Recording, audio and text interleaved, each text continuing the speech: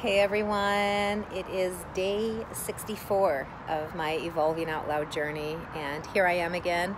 It's pretty late in the evening, and I think that I'd like to start doing these videos a little bit earlier in the day.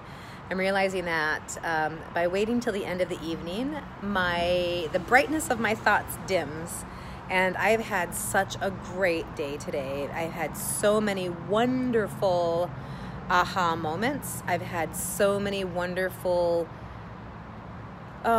deep connections with myself and with other people, and there were so many times that I thought like, oh, I really want to share this thought that I have, but I've been so busy running around and doing things. And then I realize as I come to the end of the evening, hi Deborah, hi Regina, hi Jeff, that as I come to the end of the evening, my brain's a little bit fried and I have a lot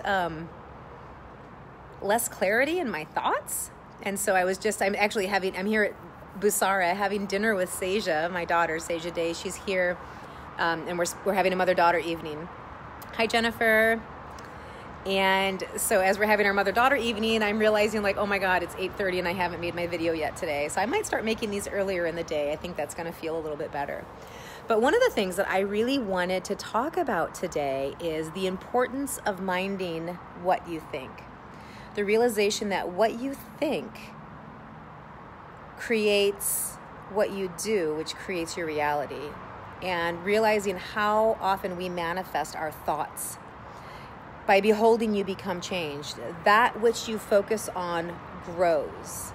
And that is such a huge, profound truth. And I was working with one of my life coaching clients today, and we were talking about that, talking about how important it is to mind what it is that you're thinking, specifically before you go to bed. And I learned this concept from Wayne Dyer years ago about in his I Am Me, in his whole manifestation series. And he was talking about how before you go to bed, it's so common that we will lay there and we go through this decompression mode, especially how many of you lay in bed, how many of us lay in bed and we look at our phone and we start flipping through the Facebook, or I know I've done that. I've done that twice in the last couple of weeks, where I realized I am staying up way too late because I went down the Facebook rabbit hole. And then before I know it, I've just exposed my eyes to the blue light and I have a hard time falling asleep. And then my mind is just scrambled on all of the things that I just saw. And one of the things that Wayne Dyer talks about is just before you go to bed, to use that time to really visualize what it is that you want. And the other thing that I was learning today, or relearning and remembering, is that the way that we think is in pictures. So we don't think in words. If somebody says to you, garbage can, you visualize a garbage can. You don't think of the word garbage can. And so knowing that the way that our brain works is that we think in pictures, we use our ability to think in pictures to visualize the thing that it is that we want, to visualize ourselves in the place that we want to be, rather than using that time before we fall asleep to decompress from our day, right? We start to go through our day in our head, which is a great thing to do, but I don't recommend doing it right before you go to sleep. I think is going to reduce the quality of your sleep because your mind is just going to go into problem-solving mode, right? Because you're going to think of all the things that you did that day, all the conversations that you had, and then, of course, the to-do list of all the things that didn't get done. And then instantly you're going to raise your cortisol levels, your heart rate's going to elevate, and you're going to start going into problem-solving mode, which isn't the best idea of what you want to do before you go to bed.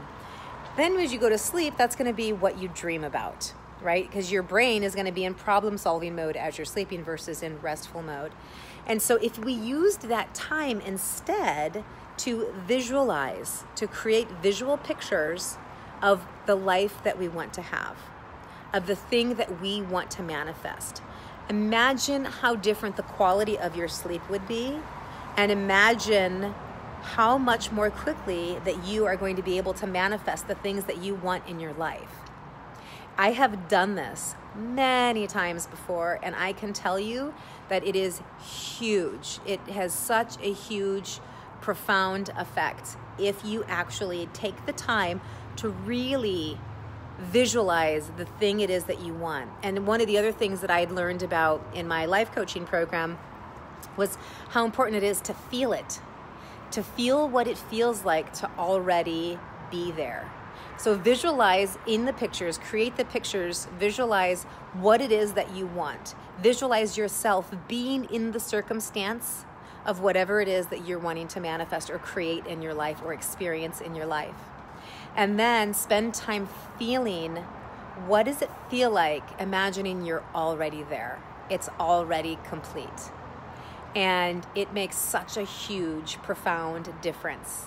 Not only in your sleep, because you're going to sleep so much more sound, your brain is going to automatically go there and imagine it's there. Your brain doesn't know the difference from what you see, what you think, and what automatically happens. It's all just a repetition of pictures in your brain, creating memories. So you can actually train your brain to believe that something's already happened. We do this thing with the EOL called Kailegoing, where we speak about an event as though it's already happened. We already bring it into past tense. And as you do that, it's like your brain starts to already think it's already happened. And so then as these things start to happen, it starts to feel normal. Like, oh, of course I got that raise. It's exactly what would have happened. That's a normal thing to happen. But you have to first start by going there in your thoughts.